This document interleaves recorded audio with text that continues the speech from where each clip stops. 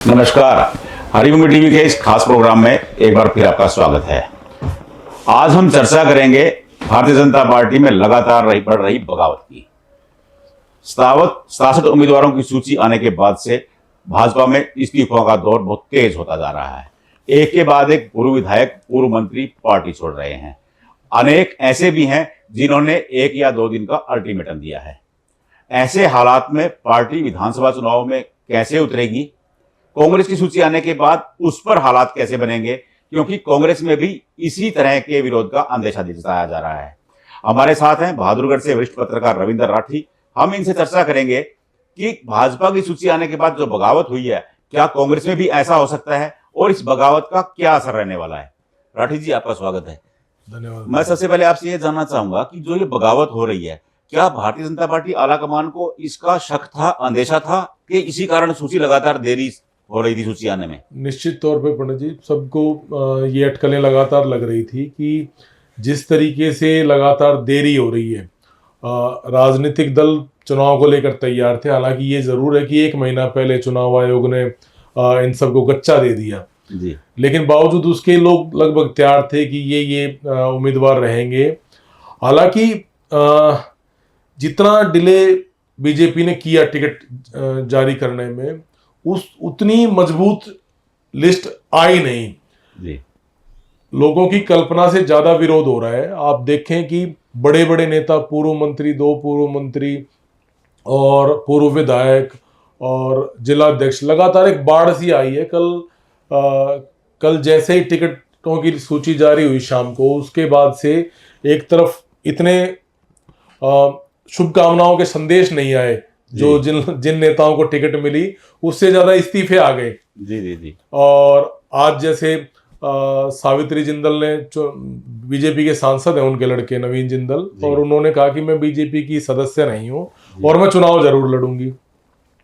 और इसी प्रकार कविता जैन ने 2 दिन का अल्टीमेटम दिया है कि पार्टी सोनीपत से टिकट बदले, अन्यथा हम कोई भी कड़ा फैसला लेने को तैयार हैं। और इस तरीके से आप अगर देखें, लगातार चारों तरफ डीडी शर्मा थे कुरुक्षेत्र में, उन्होंने पार्टी छोड़ दी है। समालखा में शशिकांत थे, उन्होंने बीजेपी छोड़ के जेजेपी का दामन थाम लिया। एक प्रत्याशी जेजेपी को मिल गया बीजेपी की सूची के कारण। तो बहुत सारी चीजें ऐसी हुई हैं पंडित जी जो अप्रत्याशित रही। बीजेपी को इतने भारी विरोध का सामना करना पड़ेगा, ये मुझे नहीं लगता कि पार्टी नेतृत्व को इसका इल्म भी था।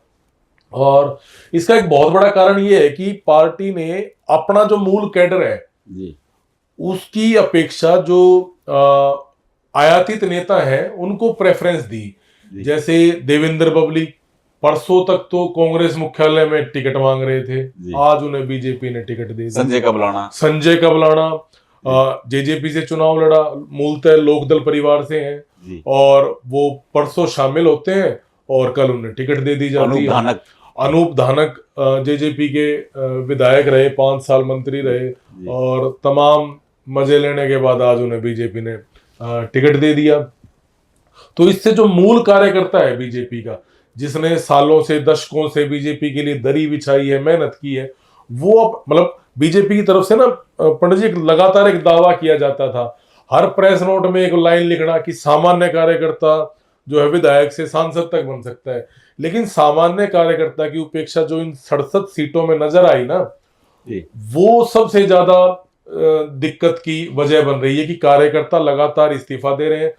भाजपा किसान मोर्चा के प्रदेश अध्यक्ष पार्टी छोड़ रहे हैं, सुखविंदर मांडी, और अपना ये शमशेर खरकड़ा है, बचन सिंह आ रहे हैं, बिल्कुल लक्ष्मण नापा है विधायक, कर्णदेव कंबोज पूर्व मंत्री कर्णदेव कंबोज। आप एक लंबी फेहरिस्त है लगातार, और ये तमाम लोग नाराज हैं। और पार्टी को, मुझे नहीं लगता था कि पार्टी इतनी बैकफुट पे रहेगी। हम कांग्रेस को भी देख रहे हैं और हम बीजेपी को भी देख रहे हैं।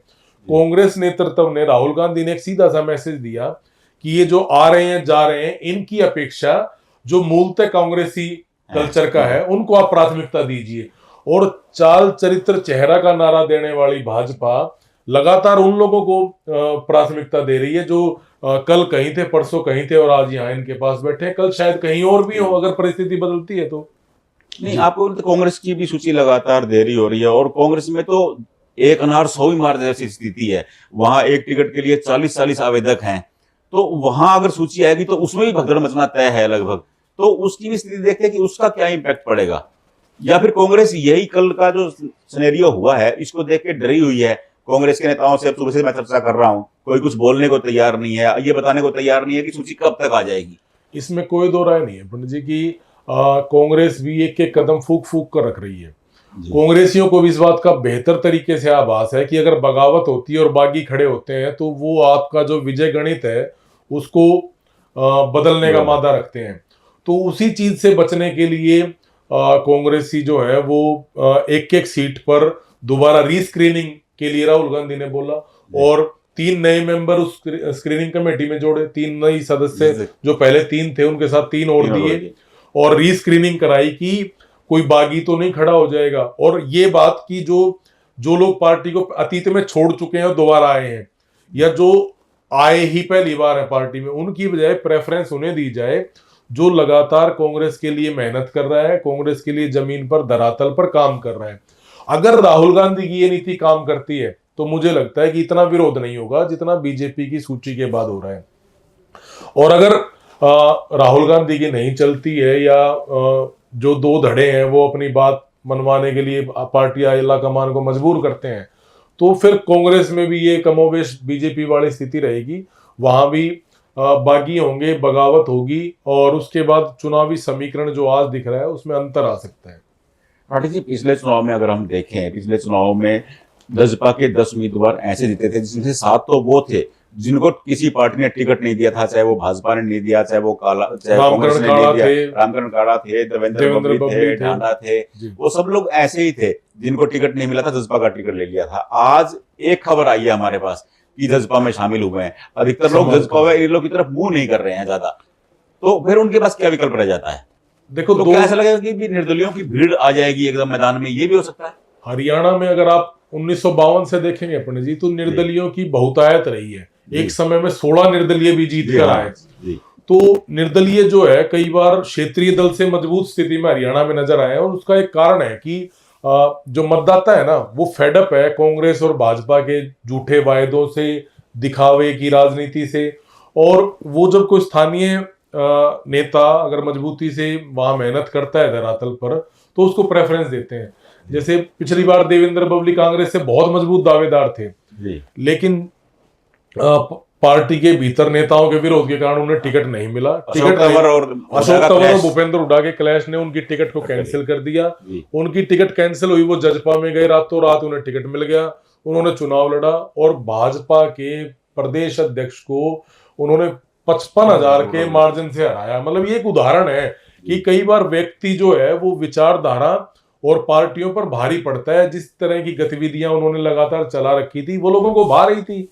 चुनाव जो है वो एक तरीके से पुरानी भाषा में कहें तो रायशुमारी है, और रायशुमारी में जो उपलब्ध विकल्प है उसमें से व्यक्ति सर्वश्रेष्ठ चुनता है। अगर लोगों को बीजेपी और कांग्रेस या इनेलो या जेजेपी की बजाय इन निर्दलीय प्रत्याशी भाएंगे तो बट ऑब्वियस है पंडित जी वो उनकी तरफ रुख करेंगे। गुड़गांव की बात करें, गुड़गांव से नवीन गोयल भयंकर मेहनत कर रहे थे और लग रहा था कि भाई, लेकिन उनकी टिकट कट गई, तो अब वो भी रिकंसिडर कर सकते हैं। अब जिस तरीके से लोगों में ये था, जब पब्लिक में एक भावना होती है पंडित जी की XYZ आदमी को टिकट मिलनी चाहिए, अगर उसको टिकट मिलती है वो जीत जाता है, और उसकी टिकट कटती है तो एक सिंपैथी सद्भावना उसके साथ जुड़ती है और वो आदमी फिर मजबूती से चुनाव में लड़ता है और जीतने की संभावनाएं बढ़ जाती हैं। लेकिन ऐसा नहीं है कि तमाम जो निर्दलीय उठेंगे वो मजबूत स्थिति में। ये कुछ सीटों पर ऐसे समीकरण है, अधिकांश सीटों पर निर्दलीय प्रत्याशी जो पार्टी के जो सिपह सालार हैं उनका गणित बिगाड़ने वाले ही सिद्ध होंगे। नहीं, जैसे हिसार में आया, सावित्री जिंदल ने ऐलान कर दिया कार्यकर्ताओं के बीच में कि मैं चुनाव लड़ूंगी। ऐसा तो कतई उम्मीद नहीं की थी कि उनके सांसद हैं बेटे कुछ तरह से नवीन जिंदल, तो सावित्री जिंदल चौथे नंबर पे अरबपति हैं, इतना धनवान है। अचानक उन्होंने आज सुबह कार्यकर्ताओं के बीच कह दिया कि मैं तो भाजपा में नहीं हूँ, चुनाव लड़ने जा रही हूँ, निर्दलीय चुनाव लड़ूंगी। 2019 के चुनाव में पंडित जी बीजेपी ने 2 मंत्रियों के टिकट काटे, विपुल गोयल और राव नरबीर सिंह। उस पर भाजपा 40 पर आटे की और खूब फजीहत हुई कि इन दोनों का काम अच्छा था और मंत्रियों के बनिस्बत, हालांकि बहुत सारे मंत्री जो चुनाव को टिकट मिल गया है, अब दोनों को टिकट मिल गया है, लेकिन भाजपा ने वो जो किरकिरी उस समय हुई थी उससे बचने के लिए, नहीं तो अन्यथा ये बात थी कि कमल गुप्ता का टिकट कटने जा रहा है। लेकिन चूंकि 2019 के चुनाव में जिस तरीके की फजीयत बीजेपी को झेलनी पड़ी कि जो मंत्री शानदार काम कर रहे थे, सिर्फ दूसरे नेताओं के विरोध के कारण उनकी टिकट काटी गई, तो भाजपा ने इस बार वहां उस चीज से बचाव किया और उन्होंने कमल गुप्ता के टिकट को बरकरार रखा और सावित्री जिंदल को मौका नहीं दिया।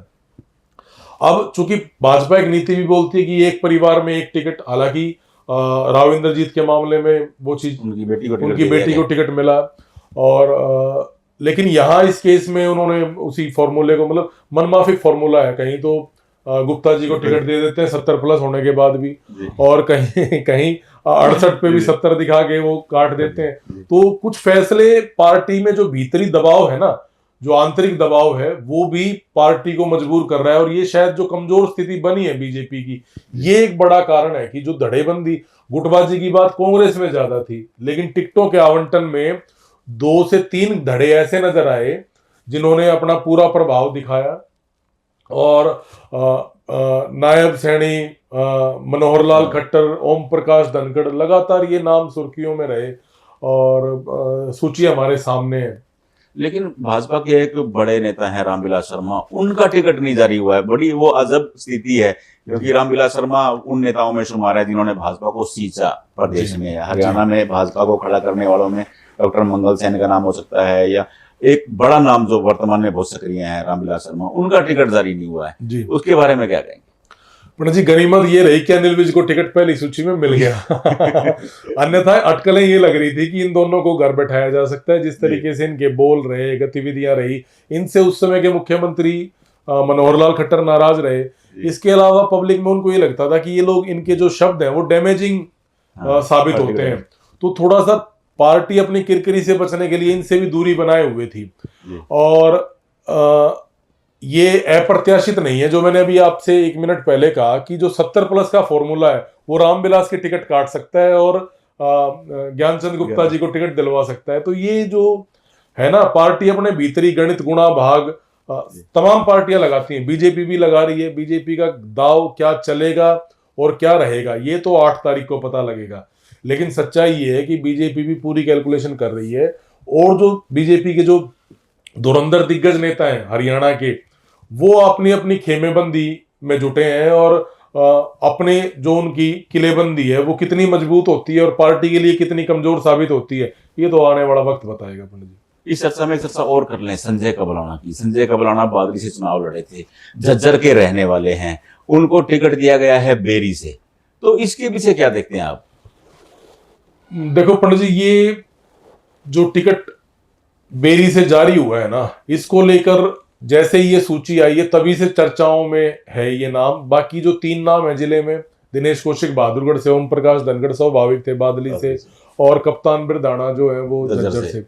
लेकिन जैसे ही संजय कबलाना का नाम आया, शुरुआत में ये बात थी, इनकी ज्वाइनिंग हुई देवेंद्र बबली के साथ और सुनील सांगवान के साथ, तो तब ये अटकलें लग रही थी कि भी इनको ये एश्योरेंस दिया गया है कि इनको सरकार आने के बाद चेयरमैन बना देंगे, और 2026 में जो परिसीमन होगा उसमें एक नई सीट बनेगी और आपको एडजस्ट कर लिया जाएगा। लेकिन ये तमाम अटकलें ही रह गई, और अप्रत्याशित रूप से संजय कबलाना को बेरी से उम्मीदवार बना दिया गया। अब 2 चीजें हैं पंडित जी वहां पर, आप अगर देखें तो एक तो काद्यान गोत्र बहुलता में है, और दूसरा अहलावत गोत्र भी मजबूत स्थिति में है।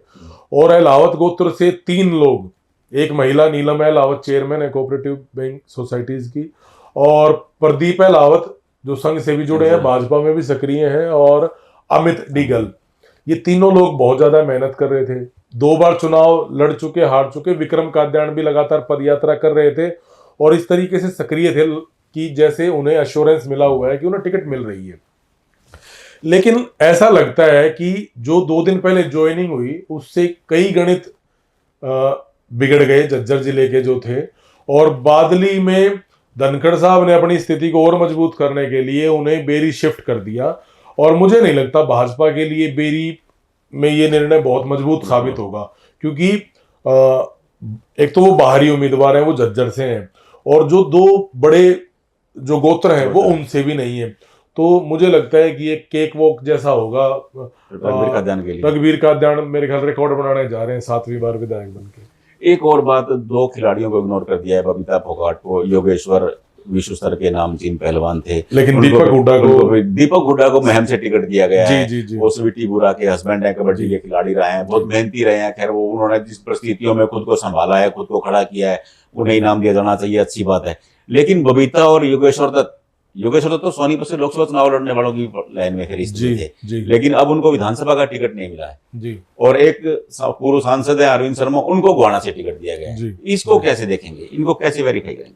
पंडित जी, वेरीफाई तो भाजपा के नेता करेंगे, लेकिन जो पीछे पहलवानी वाला आंदोलन हुआ उसमें जो भूमिका निभाई बबीता फोगाट ने, अपने परिवार के खिलाफ गई, और क्या नाम, योगेश्वर दत्त के शिष्य होते थे बजरंग पुनिया, और गुरु शिष्य में खटास आई उस पूरे आंदोलन में।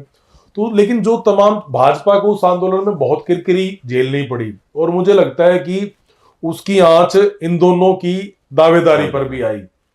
और राहुल गांधी ने इस चीज को भांपते हुए जैसे ही विनेश को और बजरंग पूनिया से मुलाकात की और इनके टिकटों की चर्चाएं शुरू हुई, मुझे लगता है वहीं इन दोनों के उस पर संकट आ गया। दूसरा, अरविंद शर्मा बड़ौदा से हारने के बाद योगेश्वर दत्त भी सीट बदलना चाहते थे, गोहाना जाना चाहते थे जी। और गोहाना में वहां के स्थानीय उम्मीदवार भी कई जो इच्छुक थे टिकट लेने के, कृष्ण ढुल थे और भी कई लोग थे। लेकिन कई दिन पहले मुलाकात हुई डॉक्टर अरविंद शर्मा की, जो 4 बार सांसद रहे हैं प्रधानमंत्री से, और उसके बाद ये अटकलें लगने लगी थी कि पुरानी आप बात करें 1996 में अरविंद शर्मा सांसद रहे हैं सोनीपत लोकसभा क्षेत्र से, और उनका गोहाना उस समय स्ट्रॉन्ग होल्ड था, एक मजबूत गढ़ था उनका। तो उन्होंने अपनी प्रेफरेंस गोहाना दर्शाई, और इसीलिए गोहाना में 2 चीजें हैं। एक तो सैनी जो गोत्र है वो बहुलता में है, फिलहाल नायब सैनी मुख्यमंत्री हैं, तो उन्हें ये भी लगता है कि वो वोट उन्हें बहुत आसानी से मिल जाएगा, ब्राह्मण वोट भी मिलेगा और गैर जाट वोट भी मिलेगा, और उन्हें अपनी जीत वहां से तय लग रही है, और इसलिए वो वहां शिफ्ट हुए हैं। और एक ये नहीं है कि भाई अरविंद शर्मा ही, बहुत सारे नेता हैं अगर इस लिस्ट में देखें जो एडजस्ट हुए हैं। आरती राव की भी सीट बदली गई, बहुत रणबीर गंगवा उपाध्यक्ष थे, नलवा से बरवाड़ा गए, तो कुछ और लोग भी जाना चाहते थे जिन्हें उनके मन में मुताबिक सीट नहीं मिली। तो ये फिलहाल जो तत्कालिक जो परिदृश्य है ना सीटों का, उसका मिजाज भापते हुए नेताओं ने अपने हिसाब से कुछ चीजें चुनी है। अब वो कितनी मुफीक सिद्ध होंगी ये तो 8 अक्टूबर बताएगा। ये थी रविंद्र राठी जी के साथ चर्चा। अगली चर्चा के लिए हम नए मेहमान के साथ फिर हाजिर होंगे, तब तक के लिए नमस्कार।